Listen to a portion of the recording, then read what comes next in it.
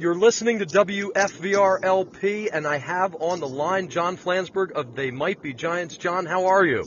I'm doing great. I'm in the back of our tour bus, and I'm just getting ready for our sound check at 6, so it'll be good. Nice. And how has 2018 been so far? It's been fun. The shows have been a lot of the shows have been selling out like way in advance. So it's which is kind of you just sort of walk into your day already feeling like you kind of won. So it's a very happy kind of touring. Have shows been selling out faster and more in advance than ever before? I mean, I guess like the year that in 1990 when Flood came out, we were, basically just, touring for the entire year, and it was lots of sold out shows, but it was so overbooked that it kind of felt like a life sentence more than like fun. This is at a pace that we can handle. So this is just a very, very pleasant, easy, kind of knowable tour. Nice. Good. Nice. Yeah. Does Dial a Song this year feel that same way? In that, I know when you launched it a while back, it was a song every week, and now it's a little bit less, not much. No, it's been a song every week. It's been nice. A new song every week. Yeah. It's keeping up with the video part of the Dial a Song thing is a little bit tricky. Part of it is just like managing costs of hiring animators and getting stuff done. So it's just about scheduling and kind of having like just wrangling people. It's those kind of projects which largely fall to me. Kind of it's more just like mapping things out and getting everybody lined up in advance. But that's work too. Yeah, for sure. Absolutely. Well, I noticed you've got the spring tour, and then that wraps up, and then a European tour this fall. You just booked a summer festival. Any other plans for summer? We're doing a show in New York. We're doing this thing called the Clearwater Festival, which was started by Pete Seeger. It had a different name in the 70s, but it's always been on the Hudson River, and it's supposed to be a very beautiful. Friends of mine have gone to it and say it's a really beautiful, cool music festival. So we're headlining that one of the days in Croton on Hudson. So that'll be one of the things we do this summer. But our summer's pretty open. We've got to really like bank the rest of the Dial a Song tracks for the rest of the year, because once September comes, we're in Europe and we're going across Canada and we're doing a leg of the American tour. So we've got our work is cut out for us. Nice. That's awesome. It's amazing to imagine. You guys are so productive. Would you call yourself a workaholic? Yeah, I think that's what my wife calls me. My dad was a workaholic of a different stripe than I am, so I feel very casual compared to my dad.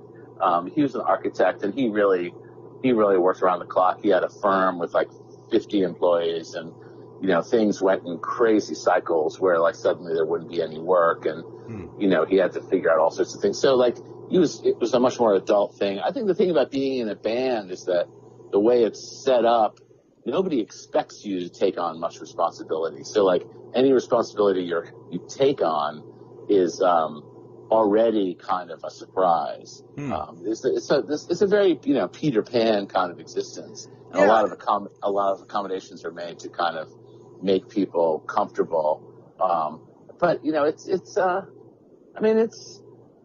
I think like keeping the songwriting going and keeping like the product quality of what we're doing high is it's definitely a full-time job. It's like. But we're not crazy. I think we just kind of work steadily. That's the main thing. Yeah, and it's just incredible to look at your catalog and everything you've accomplished in so many different creative outlets too, and that's what's striking. I have some in the weeds questions on songwriting. Two of which come from my friend Tom Stepsis, who turned me on to They Might Be Giants in high school in '94 or so. So he writes, in the song Upside Down Frown, there's a reference to a rainbow having a beard. Is it a direct reference to that Cream song, SWLABR? And what does that mean? Well, I think that the is undoubtedly a reference to the Cream song, yes. Cream is a really interesting and kind of great classic rock band that has been sort of lost to time in a way. I mean, obviously Eric Clapton, people know Eric Clapton and kind of think of him as this, I don't know, there's something strangely conservative about Eric Clapton, but, when he was in Cream and kind of, under the spell of Jack Bruce, the bass player who wrote a lot of the songs and was the lead singer of the band, they had some really great, very, very original sounds and ideas of what you could do with a band. I mean, they were just, so yeah, I mean, if people don't know about Cream, Cream is one of the bands that's highly imitated in the, on the record of Jesus Christ Superstar. If you actually listen to Jesus Christ Superstar, if you're familiar with Cream and you listen to Jesus Christ Superstar, you can really pick out the parts that are like pastiches of Cream in there. So people probably know more about Cream than they realize, because they're sort of like riffs and sort of melodic runs that are in Cream songs that have been kind of grafted onto Jesus Christ Superstar. Yeah, what did you think of that Superstar remake? Did you get a chance to see that?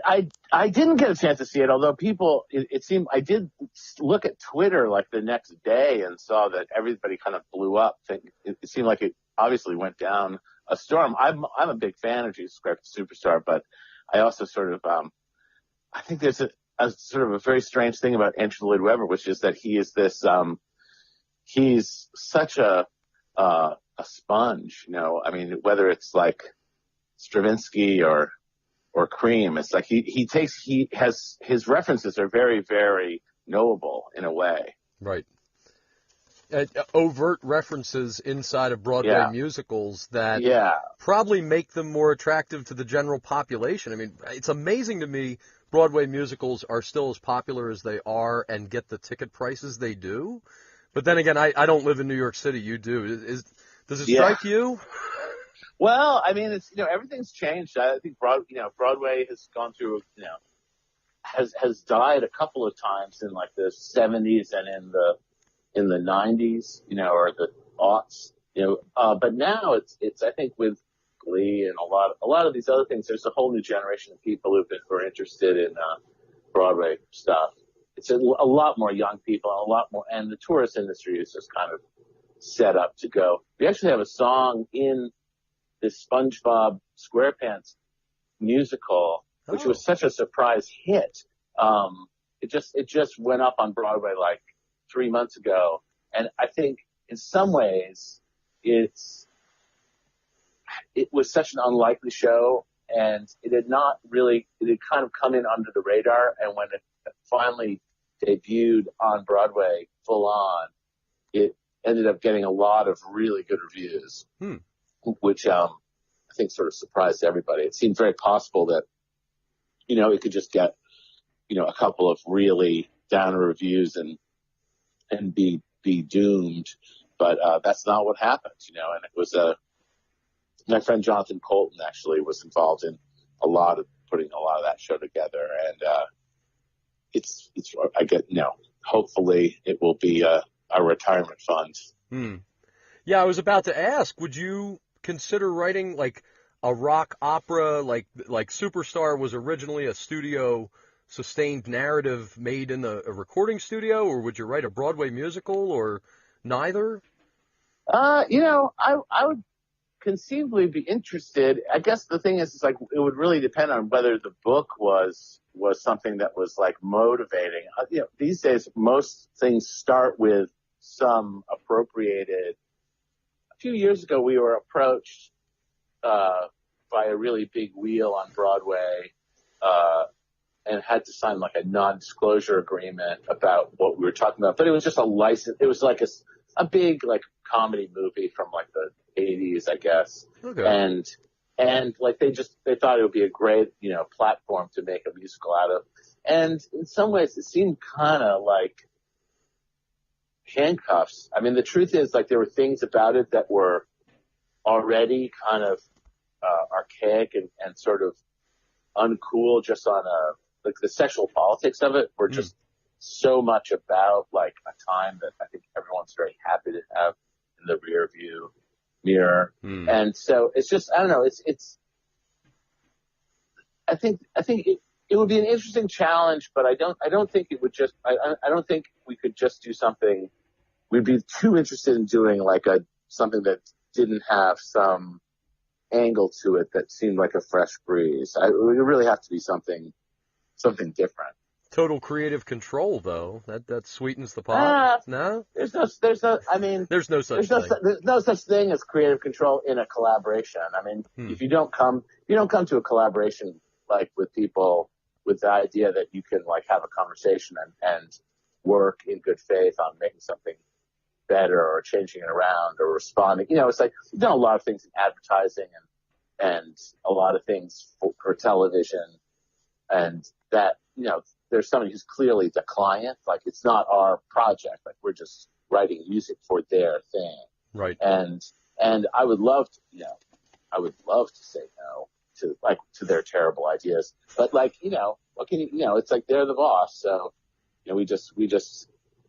what we do usually is just try to give them a couple of choices. So at least that their first answer isn't just no, which tends to be like a kind of almost a generic Hollywood response. Like, if you only give somebody one choice, like they're just so reluctant to say like, this is great, like this really works, thanks. Like they feel like they're not doing their job unless they like start fiddling around. Ooh. So it's like, I mean, it's a job. It's a job, but they might be giants as an organization, as an institution. Yeah. You guys have escaped that. I would say more than other bands in starting your own label. I mean, you feel that way or no? I mean, we make. I mean, I think that's one of the reasons why we still make albums is that it's very, it's very much our show and our deal, and it's very satisfying. But the other stuff is interesting work, and it's challenging, and I think we've learned a lot of things from working on television. I mean, we did all the incidental music on Malcolm in the Middle, and we did all the music, all the bumpers and all the stuff on the Daily Show for years and years. And, it's just a different way of working. I mean, it allows you to do a lot of, first of all, we get to do instrumentals, which is really interesting. And we get to work with, horns and strings and do all sorts of different kinds of music than just making pop songs. Right. So it's an interesting kind of adventure that way, and that's satisfying in other ways. I don't know. And the truth is like, we don't. There were times when it really like kept us afloat financially, and that was good. Nice.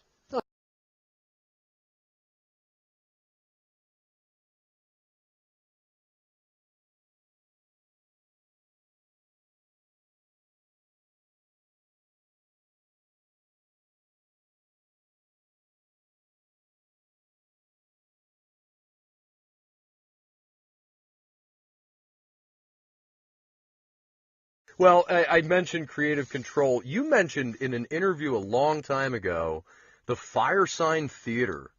And I just wanted to connect with you on that.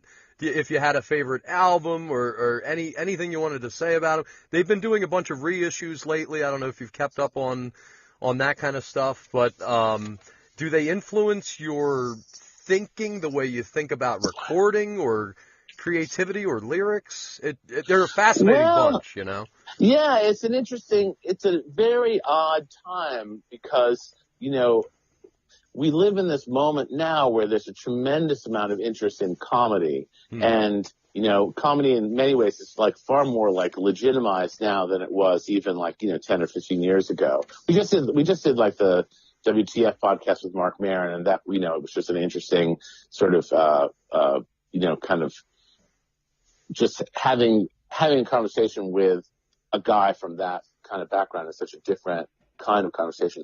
But, the Fireside Theater, I think it's fair to say that most of your listeners are probably not that familiar with them, but they were basically they were radio DJs from the late 60s out of San Francisco, I guess, who were kind of big-time stoners, and they started doing this kind of radio theater on a radio station that was a sort of freeform. It was on freeform FM radio, which is a very low-stakes kind of radio, and listened to by hippies. Obviously, San Francisco was like the vortex of a lot of hippie life. And, they're very good kind of, performers. A lot of the stuff was written, although sometimes it sounds improvised. It's hard to know. But the main thing about it is it has this kind of post-humor quality to it, which is very strange. It's like, you would think these are comedy records. I mean, they were put in the comedy section, right? But there's not a lot of jokes. I mean, it's not really about the laughs. So it's like, it really kind of works, you know, in an era that was like Cheech and Chong records and, you know, things that kind of had there was very broad comedy made for stoners, but the Fireside Theater were just much more like spacey, you know. It was like the record that people listened to after, you know, Dark Side of the Moon or something.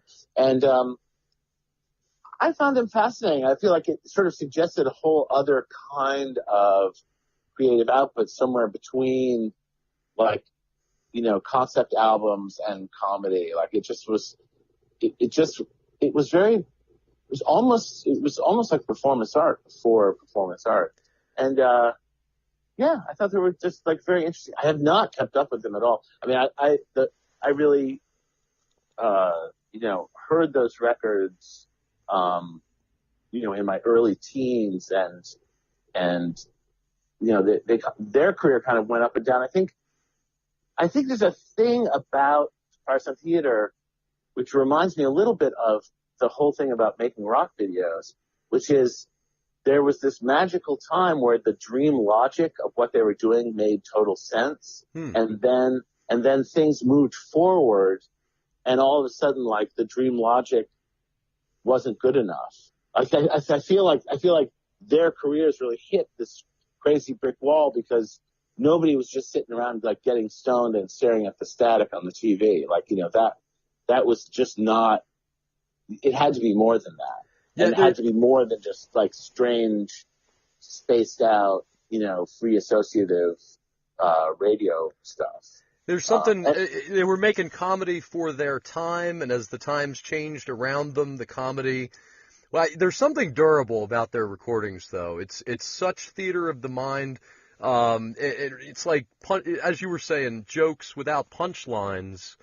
And sometimes I feel like that's a They Might Be Giants song as well. Yeah, there's jokes, and there's no explicit laugh out loud moment, but I'm being presented with a reality that I can buy into and really dig into in a way.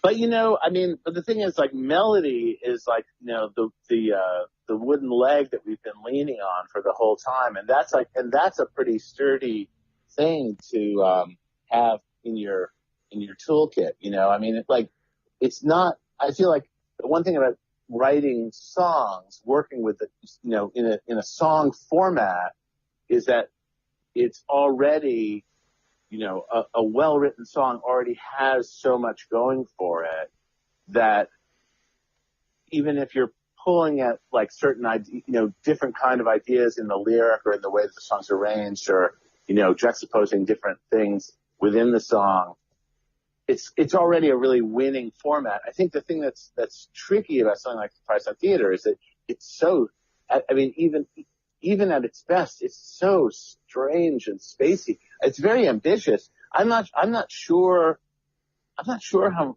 what a general audience would make of it. Listen, I like Revolution Number 9 by the Beatles. I like lots of things that are not, I like a lot of things that are coming from experimental impulses or are just simply presented as experimental music, like Harry Partch or something like that. Like I have a pretty high threshold for that kind of stuff.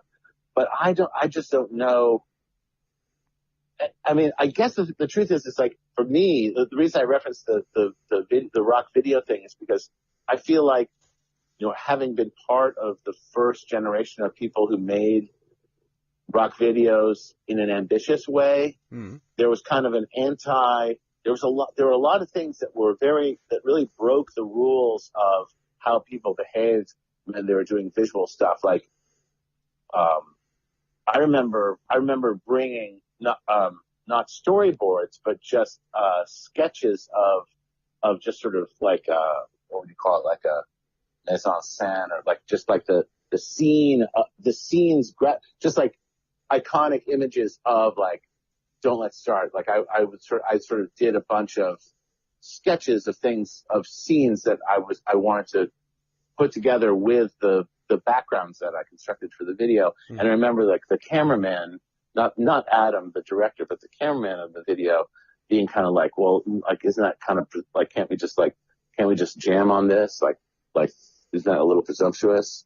And like, these days people go to videos with like full storyboards and like everything's like a little miniature Steven Spielberg production. Right. I think the idea of rock videos back then was like, we want to liberate ourselves from commercials and liberate ourselves from, movie making techniques. Let's just improvise something. And it was all about being really improvised. And so that's where you get this kind of nickel and dime surrealism stuff that is in so many rock videos of that era. Right. And, which I think, to some extent, we're as guilty of as anybody, but it's like that stuff. I'm not sure anybody can make a video. And then like when Spike Jonze hit the scene and suddenly had visually arresting stuff that was also extremely conceptual and kind of very wall to wall and very thought through, and kind of funny and very winning, it suddenly really changed it again. Like it totally upped the ante on what rock videos needed to be kind of working at that breakthrough level. They Might Be Giants have facilitated a bunch of video contests. So do you see that kind of inspiration inside of the submissions? I mean, you're really keeping that genre alive to those that don't have the corporations behind them. Some of those entries are cool, man. Oh yeah. Well, we do a lot of videos for the songs, and we work with a lot of kind of one person shops. So we're just, whether it's animators or people doing like stop motion things or people doing just like indie film kind of things. It seems like it's because we're like this year we'll be making like probably 40 videos or so. Just opening it up to other people to, be participants in it only seems fair. I mean, we've actually found a number of the people we collaborate with on a regular basis through the contest. So like we did a video just with this guy, Alex Italics, who, he was one of the winners on the, Am I Awake video contest. And he's just a very, very smart young man who's got a lot of, crazy ideas. And I get the feeling he'll be, I'm pretty sure he'll be directing movies, sooner than later. He's a very visually astute guy. Nice. It's the responsive community inside of art that just, man, you guys blow my mind. I got two more questions and sure. So my son, Andrew, he's 13 years old. I think he was 2 or 3 when I played him the No album, and the number of hours we clocked in with the Bed book and CD and the ABC's DVD specifically. I truly can't thank you enough. Excellent. Educationally, we can't even understand what it's doing to the brain at those ages when they're exposed to such music and images.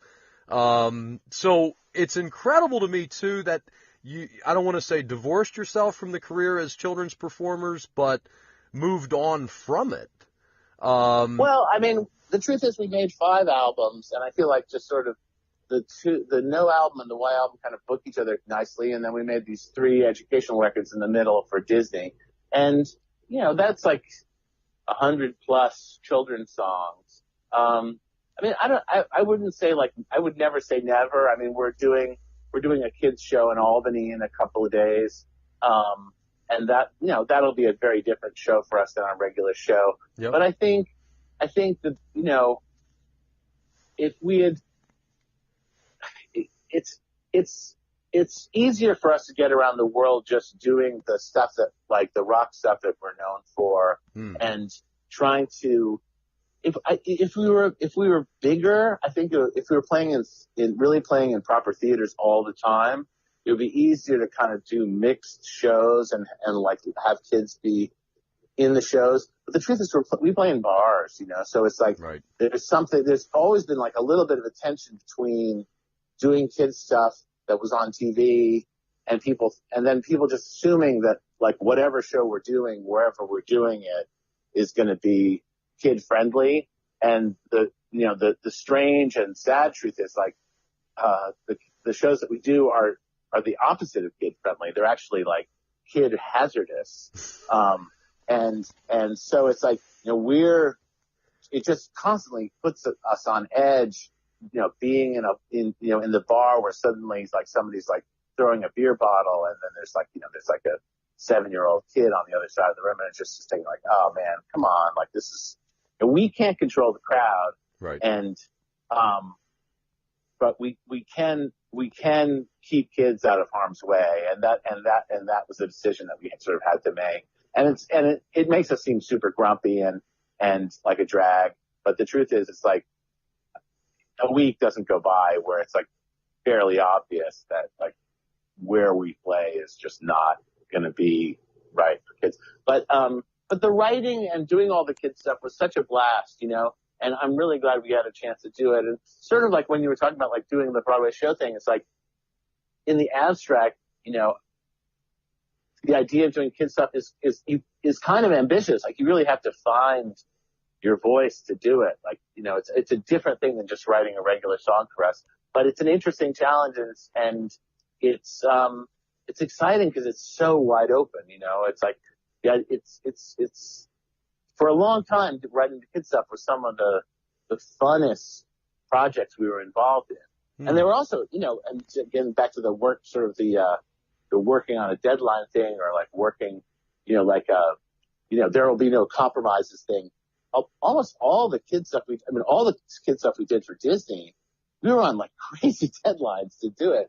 And, including getting all the videos made. So they were just like, it was just like being dropped in the deep end of the all you can rock pool, like we would have to just kick out all these videos. It was so ambitious. Do you think there's a different or even better level of or feeling of creativity when you're under a deadline like that? Well, I mean, it's you just stop being precious about it. I mean, I was going to say like that was the thing about working on Malcolm in the Middle, doing the incidental music for that show and all the other TV packages that we did. It was, because there was a client, there was definitely like a notion of what the quality had to be, but there was also like, the budgets were often pretty tight, and the expectations were really high, and we weren't the final arbiter of what was good enough. So it just kind of focuses you up, and it gives you a different set of skills.